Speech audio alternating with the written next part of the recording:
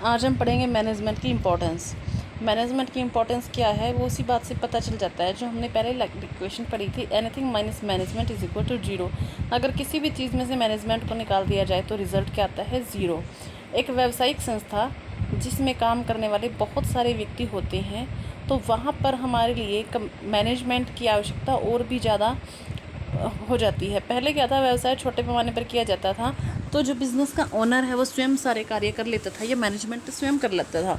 लेकिन अब क्या है, धीरे धीरे जब व्यवसाय का जो पैमाना है, जो स्केल है, लेवल है, बढ़ गया है तो बिज़नेस के सामने बहुत सारी कॉम्प्लेक्सिटीज़ हैं, यानी कि जटिलताएं हैं। तो अकेला व्यक्ति जो है या जो बिज़नेस का स्वामी है उनसे भी जटिलताओं का सामना नहीं कर सकता है, तो इसीलिए उसे ज़रूरत पड़ी मैनेजर्स की, प्रबंधक की। तो प्रबंधक क्या करता है? इसके बारे में बताया है आधुनिक प्रबंध विशेषज्ञ ड्रकर ने।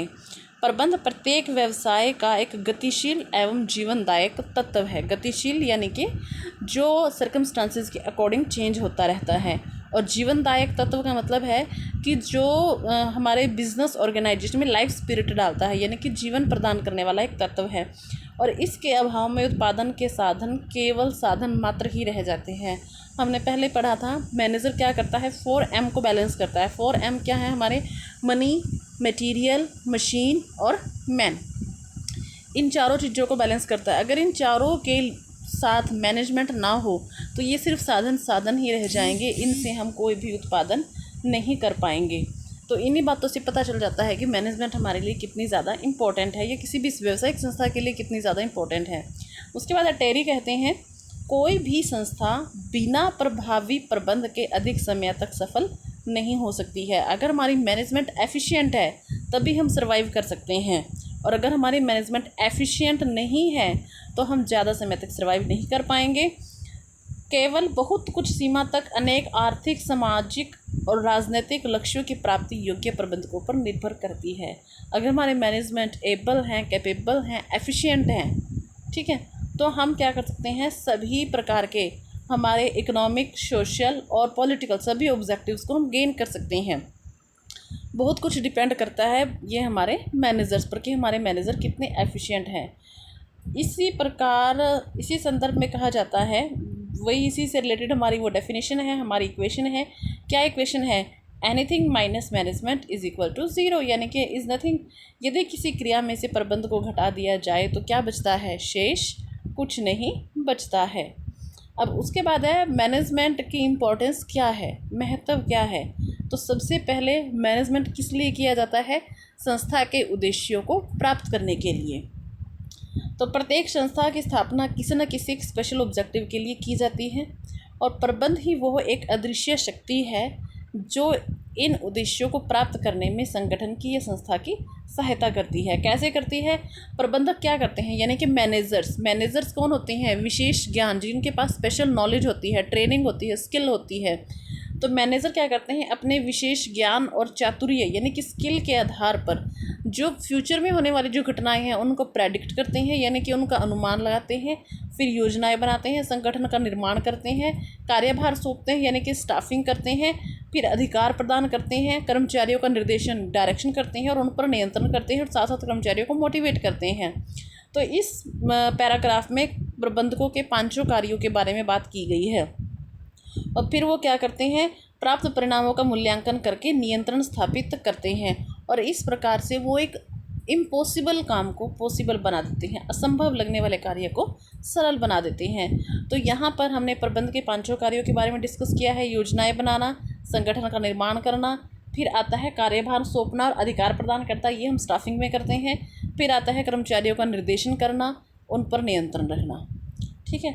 तो इस तरह से इन पांचों कार्यों को करते हुए प्रबंधक क्या है? संस्था के पूर्व निर्धारित उद्देश्यों को प्राप्त करने में सहायता प्रदान करता है। सेकंड है उत्पादन के साधनों का अधिकतम उपयोग सुनिश्चित करना। संगठन के माध्यम से क्या होता है? उत्पादन के जो रिसोर्सेज हैं, उत्पादन के रिसोर्सेज कौन कौन से हैं? प्रोडक्शन के रिसोर्सेज क्या हैं? हमारे 4M हैं, मैन, मनी, मटेरियल और मशीन। इन 4M को क्या करते हैं? मैक्सिमम यूटिलाइजेशन, इनका अधिकतम उपयोग किया जाता है प्रभावपूर्णता से और कुशलता से। तो हर्बर्ट एन वेसन के अनुसार प्रत्येक बड़े उपक्रम में पूरी गाड़ी भर कर सोना दिया होता है, उसे साधनों का सदुपयोग करके एवं अपव्यय को रोक कर प्राप्त किया जा सकता है। यानी कि कोई भी हमारा इंस्टीट्यूट है या कोई भी हमारा इंटरप्राइजेज़ है, उसमें क्या है, बहुत सारा गोल्ड है, लेकिन उस गोल्ड को हम कैसे गेन कर सकते हैं, कैसे प्राप्त कर सकते हैं, केवल तभी जब हम अपने रिसोर्सेज का सदुपयोग करेंगे और अपने जो वेस्टेज हैं उसे रोकेंगे। डायलॉग बॉक्स में हमने इसके बारे में डिटेल में स्टडी किया था। मैनेजर क्या करता है, संसाधनों का अधिकतम उपयोग करते हुए संस्था के उद्देश्यों को कुशलता और प्रभावपूर्णता से प्राप्त करता है। तो वही बात इसमें कही गई है। संस्था में उपलब्ध सभी साधनों को सोने के बराबर माना गया है, और लेकिन उसे प्राप्त करने के लिए उनका ठीक ढंग से उपयोग किया जाना ज़रूरी है, तभी हम अपने व्यवसाय को सफल बना सकते हैं। उसके बाद है प्रतिस्पर्धा पर विजय प्राप्त करना। आज आप सभी जानते हैं कि टाइम कैसा है, कंपटीशन का। प्रत्येक बिजनेस ऑर्गेनाइजेशन में, प्रत्येक प्रोडक्ट से बहुत कंपटीशन है। तो आज क्या करना है, हमें अपने कॉम्पिटिटर को हरा कर, हमें अपने प्रतियोगी को हराकर सफलता प्राप्त करनी है। तो जैसे जैसे व्यवसाय का क्षेत्र और आकार बढ़ रहा है, वैसे वैसे प्रतिस्पर्धा भी बढ़ रही है। तो आज के निर्माता को न केवल हमारे लोकल लेवल पर बल्कि नेशनल और इंटरनेशनल लेवल पर भी कंपटीशन फेस करना पड़ता है। तो ऐसी स्थिति में केवल वही संस्था बाजार में टिक सकती है जो कैसे टिक सकती है, अपने ग्राहकों को कम से कम मूल्य पर अच्छी क्वालिटी का माल उपलब्ध करवा सके। और ऐसा केवल एक कुशल प्रबंधक ही अपनी कुशलता और चातुर्य से इस कथने को वास्तविक, यानी कि अपने इस कुशलता और चातुर्य से इसको एक्चुअल में रियलिटी में चेंज कर सकता है। तो इस तरह से एक प्रबंधक अपनी कुशलता से प्रतियोगिता का सामना कर सकता है। उसके बाद है बदलते वातावरण के साथ समन्वय सुनिश्चित करना। आप सभी जानते हैं कि हमारे देश का आर्थिक वातावरण है या हमारा भौगोलिक वातावरण है, राजनीतिक वातावरण है, वो निरंतर चेंज होता रहता है। सर्कमस्टांसेस चेंज होती रहती है। पिछले 2-3 सालों से तो स्टेबल भी नहीं है। जैसे कि हमारी 2016 में डीमोनेटाइजेशन हुआ था, फिर हमारा 2018 में जीएसटी लॉन्च हो गया, फिर 2020 में कोरोना की प्रॉब्लम्स आ गई हैं, और अब दोबारा फिर से कोरोना है।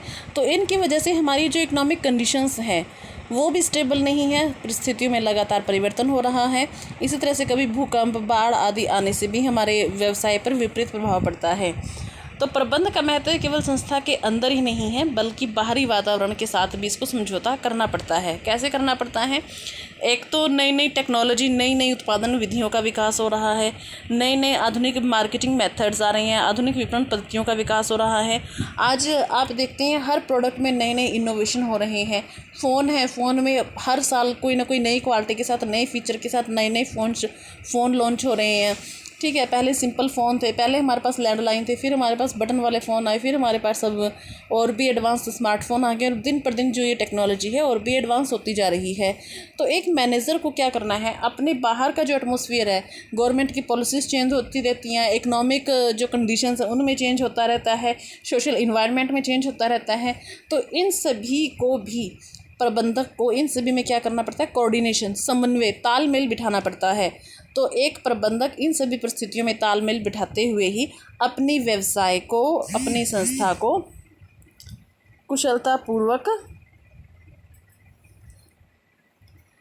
कुशलतापूर्वक चलाता है। देखिए जैसे इसमें कहा गया है, देखिए दिन प्रतिदिन के बदलते वातावरण के साथ समन्वय का कार्य कौन करता है? एक कुशल प्रबंधक करता है। कुशल एवं प्रभावशाली प्रबंध व्यवस्था को लागू करके नई और प्रचलित कार्य पद्धतियों और विधियों में समन्वय स्थापित करके संस्था की साख को बचाया जा सकता है। उसके बाद है बड़े पैमाने के व्यवसाय का कुशलतापूर्वक संचालन करना। तो मैंने पहले भी बताया था कि पहले जो बिज़नेस का लेवल था वो छोटा था, तो जो ऑनर होता था वही मैनेजमेंट कर लेता था। लेकिन धीरे धीरे जब बिज़नेस का लेवल बड़ा होने लगा तो ऑनर के लिए इम्पॉसिबल हो गया सभी कुछ मैनेज करना। तो उसे किसकी ज़रूरत पड़ी? मैनेजर्स की, मैनेजमेंट की। तो मैनेजर क्या करते हैं, बड़े पैमाने पर जो उत्पादन किया जाता है उनमें भी वही साधन होते हैं, मैन, मनी, मटेरियल, मशीन। इनमें ये सब चीज़ें क्या होती है, प्रचुर मात्रा में, बहुत ज़्यादा में लगी होती हैं। तो इसके अतिरिक्त व्यवसाय को अनेक वैधानिक औपचारिकताओं का, हमारी जो लीगल फॉर्मेलिटीज़ है उनको भी बहुत पूरा करना पड़ता है। तो इस तरह से इन सभी कार्यों को कुशलतापूर्वक करने के लिए कौन चाहिए? एक एफिशिएंट मैनेजर चाहिए। तो एक एफिशिएंट मैनेजर ही एक बड़े लेवल के जो बिज़नेस है उसे प्रॉपरली रन कर सकता है, चला सकता है। उसके बाद है उत्तम संगठन ढांचा तैयार करना। संगठन का मतलब होता है कि हमें जो ऑब्जेक्टिव गेन करने हैं, उन ऑब्जेक्टिव्स को प्राप्त करने के लिए संस्था में किस पद पर कितने कितने व्यक्तियों की नियुक्ति की जाएगी और कौन कौन से पद बनाए जाएंगे, उसे संगठन ढांचा कहते हैं। तो किसी भी संस्था की सफलता के लिए एक स्पष्ट संगठन ऑर्गेनाइजेशन स्ट्रक्चर होना ज़रूरी है। उत्तम संगठन ढांचे का अभिप्राय है अधिकारियों और उनके अधीन कर्मचारियों के मध्य संबंधों को स्पष्ट करने से है। यानी कि कौन बॉस होगा और कौन उसका सबॉर्डिनेट होगा और क्या उनके आपस में राइट्स और ड्यूटीज़ होंगी, उनके अधिकार और दायित्व क्या होंगे, उन सभी के बीच में टीम स्पिरिट का विकास करना और संगठन का जो इन्वायरमेंट है, वातावरण उसे साफ़ सुथरा बनाना, ताकि इनमें आपस में किसी भी प्रकार की क्या हो, मन मुटाव ना हो, लड़ाई झगड़ा ना हो, खींचातानी ना हो। तो इस तरह से एक उत्तम संगठन ढांचे का निर्माण कौन करता है? प्रबंधक करता है। उसके बाद है श्रमिकों और मालिकों में अच्छे संबंध स्थापित करना। तो आप सभी जानते हैं कि उत्पादन के दो साधन सबसे मेन है, एक श्रम यानी कि लेबर और दूसरा क्या है? पूंजी यानी कैपिटल, जो बिजनेस का मालिक देता है। तो हमेशा इन दोनों साधनों में अपने अपने हितों को लेकर लड़ाई बजती रहती है। कैसे बजती है लड़ाई?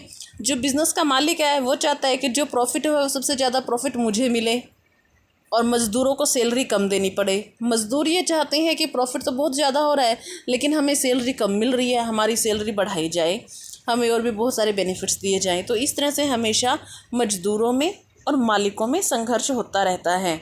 तो फिर इस संघर्ष का समाधान कौन करता है? प्रबंधक। एक कुशल प्रबंधक अपने ज्ञान और अनुभव के आधार पर श्रमिकों की भावनाओं का अनुमान लगाकर उनको समय पर पूरा करने का प्रयास करता है। एक एफिशिएंट मैनेजर क्या करता है? अपने जो लेबर हैं, जो मज़दूर हैं, उनकी आवश्यकताओं को जानता है और उन्हें पूरा करता है। और प्रबंधक क्या करते हैं? मैनेजर्स क्या करते हैं? कर्मचारियों को और ज़्यादा एफिशिएंट बनाने के लिए उन्हें ट्रेनिंग भी देते हैं, जिससे उन्हें मैनेजमेंट में पार्टिसिपेट करने का भी मौका मिलता है और इस तरह से उनको लाभों में भी हिस्सा दिया जाता है। तो इस तरह से एक एफिशिएंट मैनेजर जो है, एक अच्छा मैनेजर श्रमिकों में और मालिकों में दोनों में अच्छे संबंध स्थापित करता है। उसके बाद है शोध और अनुसंधान को महत्व देना। शोध और अनुसंधान का मतलब क्या होता है कि नई नई चीज़ों की खोज करना, नए नए इनोवेशंस करना, उत्पादन करने की नई नई विधियां निकालना, मार्केटिंग की नई नई मेथड्स को डेवलप करना, उसे हम कहते हैं शोध और अनुसंधान। आज का जो टाइम है उसमें क्या है, हमारा जो वर्ल्ड है वो बहुत स्पीडली चेंज हो रहा है।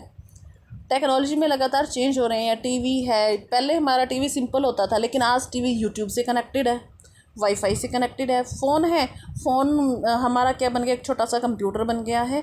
तो ये सब क्यों हो रहा है? क्योंकि हम लगातार इनोवेशन करते रहते हैं। तो जो कंपनियां लगातार शोध एवं अनुसंधान कार्य में रुचि ले रहे हैं उनका विकास तीव्र गति से हो रहा है। व्यावसायिक संदर्भ में शोध और अनुसंधान का अर्थ क्या है? नए उत्पादों की खोज करना, नए बाज़ारों का पता लगाना, वितरण की नई विधियों का पता लगाना, संदेश वहन की प्रक्रिया में आधुनिक विधियों का प्रयोग करना, वित्तीय समस्याओं का समाधान के नई नई तकनीकों की खोज करना। तो नई नई चीज़ें ढूंढना, नई नई टेक्नोलॉजी, मेथड, इनोवेशंस, प्रोडक्ट्स, इन सब को ही हम कहते हैं शोध या अनुसंधान। तो व्यवसाय का तीव्र गति से विकास करने के लिए शोध कार्य करने की आवश्यकता है और एक कुशल प्रबंधक ही ये कार्य कर सकता है। और इसके लिए अब बड़ी बड़ी संस्थाओं में अलग से एक रिसर्च एंड डेवलपमेंट डिपार्टमेंट भी, शोध एवं अनुसंधान विभाग की स्थापना की जाती है।